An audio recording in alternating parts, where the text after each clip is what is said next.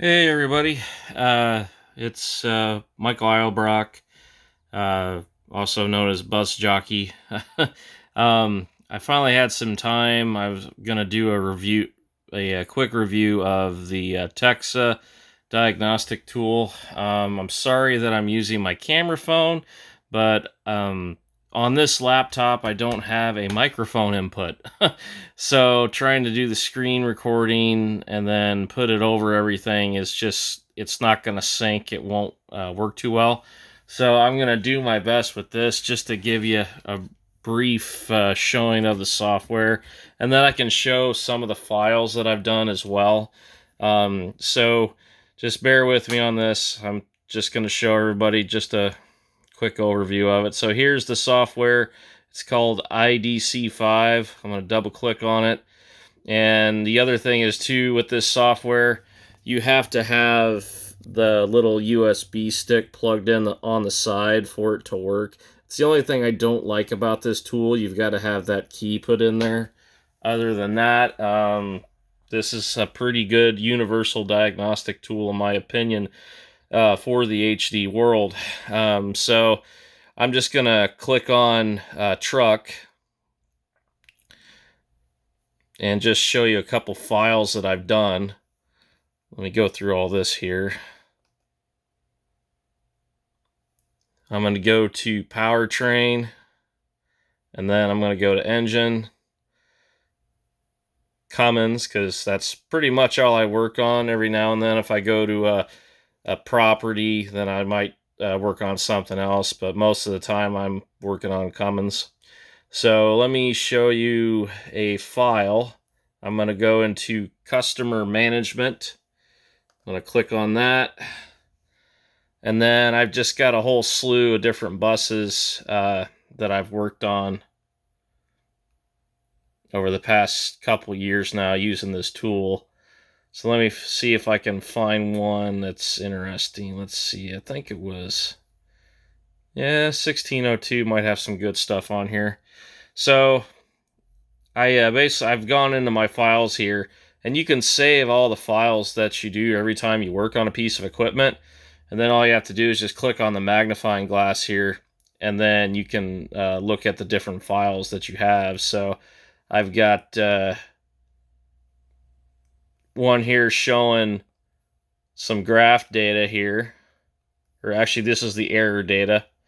So here I'm showing all the codes that are in the bus. So I've got intake manifold pressure sensor circuit. I've got air temperature sensor circuit, multiplexing timeout error, exhaust gas recirculation, differential pressure, data erratic, output shaft speed for the transmission, abnormal update rate, exhaust gas recirculation system, data valid but below normal operational range, vehicle wheel speed, abnormal update speed, accelerator level or pedal idle validation switch, abnormal update speed, after treatment diesel particulate filter, temperature sensor module, and it goes on and on. So, but this is what it'll do. It'll save all these codes for you in here so you can look at them later. And then I can go to this one here. Let's see, does this just have the codes too? Yeah, this one I've just got the codes in it again as well. Let me go back here and see if I can find the graph files that I did on this one. So let me go back. Let's see, no, it was just those two. And let's try this one. Let's see, I've got screenshots. Okay, so here's a screenshot that I took with Texa, just graphing some PIDs. So all you have to do while you're graphing the PIDs is you just have to hit this little camera button right here, and it'll take a quick snapshot of it so you can look at it for later. Let me close out of that, and then I can actually show you. I should have an actual graph file that I saved using the tool. Let me go back. got quite a few of these, so I use this tool a lot. See if I can find the graph file. Let's see, screenshot.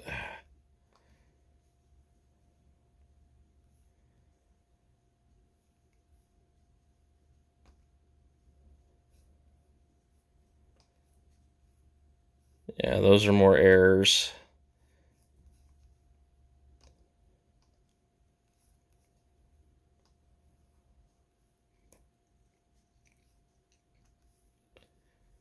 Let's see, let's look at this one.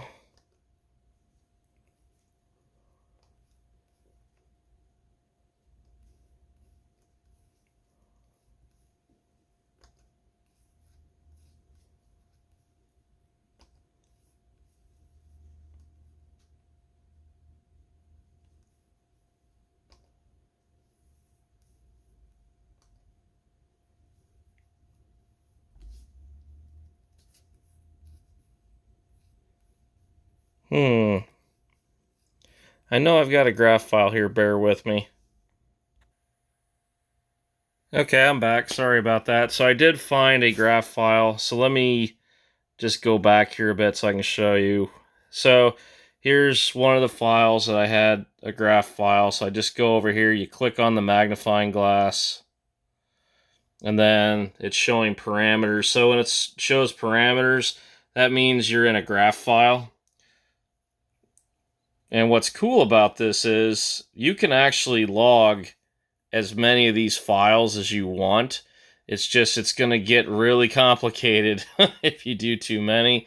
So normally myself, when I'm doing this, I only go about 8, 9 at a time. And the other reason why I do that is if you pick too many PIDs at the same time, it's going to slow down your refresh rate. So you could miss data. So you don't want to overload the computer. So I normally pick like maybe 8 or 9, usually if I'm trying to find an intermittent problem. So as you can see here, I've got the data graphed over time. I can record it, and you can even go down here with cursors, and it'll show exact measurements. You know, like for example, what happened to my diesel exhaust fluid line pressure at that moment. It dropped down to like 85.5 psi. So at that moment there, it was just because the doser valve was opening up, letting air out of the lines, which is perfectly normal. You'd only worry about this pressure if it like got all hashy. Right here, it's really nice and steady, and it's holding at, yeah, almost like 130 psi, which that's pretty good for a Dextronic 2 DEF pump. Okay. So, but anyway, this is just showing the file, and it works pretty good. I've used it to find a lot of problems. Like I said before, it is not the factory tool. It can't do everything that the factory tool can. I'm not going to sugarcoat it for you. But it is a good universal tool, and the one thing that I do like about Texa is, so far from what I've seen on Cummins, it'll pretty much do all the bidirectional tests, except a few. There's a couple holes. I've noticed sometimes there are some tests missing, but Texa has actually been pretty receptive to help get that changed and to, to make it even better. So, all around, this makes a good universal tool. It fills a lot of holes, and I think it's a pretty good tool, and it's worth the money. So that's just my opinion. Are there other options out there? Yeah, there are. And to be honest, I haven't really got to look at a whole lot of the other tools just yet. I have looked at the new Launch HD scan tool, and I hooked it up to Cummins, and actually, I was quite surprised with it because on the Launch tool, it gave me all the codes normally that I would see. It didn't mess up on giving me a wrong code. It showed freeze frame on it as well, and on that one it showed it pretty accurate. On this one here on Texa, you can see freeze frame with it. If you, I can't show it here because I'm not hooked up to a live vehicle, but on here on Texa, it will show freeze frame, but from what I've seen though on some of the Cummins engines, like on the mid-range engines on the buses that I work on, it's not showing all the freeze frame. And I had that launch tool hooked up, and it did show like all the freeze frame for a code that I would normally see with Insight. Okay, so like I said, with these aftermarket tools, there are differences. Okay, so you're not you're not always going to see everything. It's not going to be the same. That's what I'm saying. Okay, so before you purchase something like this, please do your homework, figure out what you need it to do, and ask people around, or I'm sorry, ask around, see if what everyone else is saying about the tool before you make a purchase, because this is a big purchase, so but overall, do I like Texa? Yeah, no, I think it's a good tool. It has its place. I've used it quite a bit for data logging, finding problems. It does work.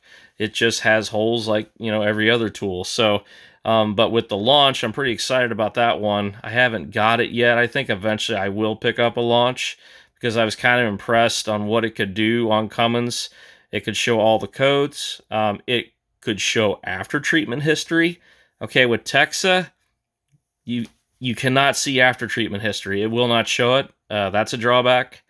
With the launch tool, it not only showed the after treatment history, I could do every single bidirectional test, and it was just a little bit better, a step above compared to what I could see here with the Texa unit, and I've got the latest update installed. Okay, so I'm comparing both of them together. This is me being honest, and nothing against Texa or anything.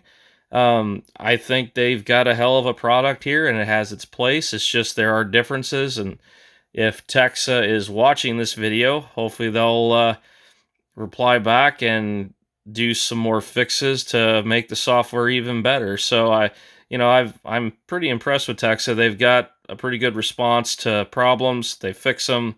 And I've also liked some of the updates that Texa has done as well, like with their dashboard. Because if you click on the dashboard icon, you can see like different parameter setups, like in pictures, which I think is kind of cool because it kind of helps you distinguish where you are in the system and what you are checking.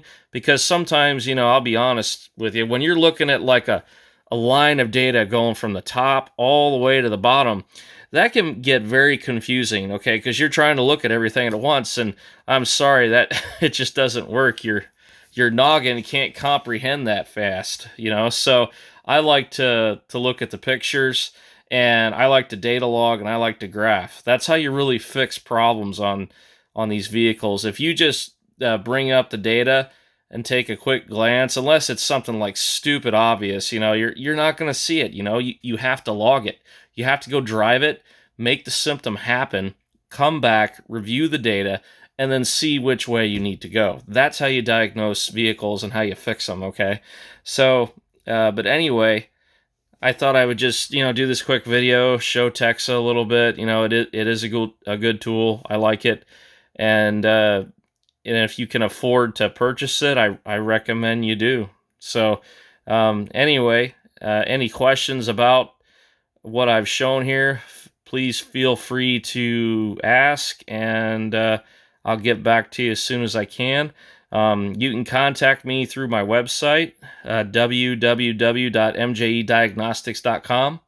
I do heavy-duty training, electrical, drivability, scope training. I'm also a distributor for autonerds.com.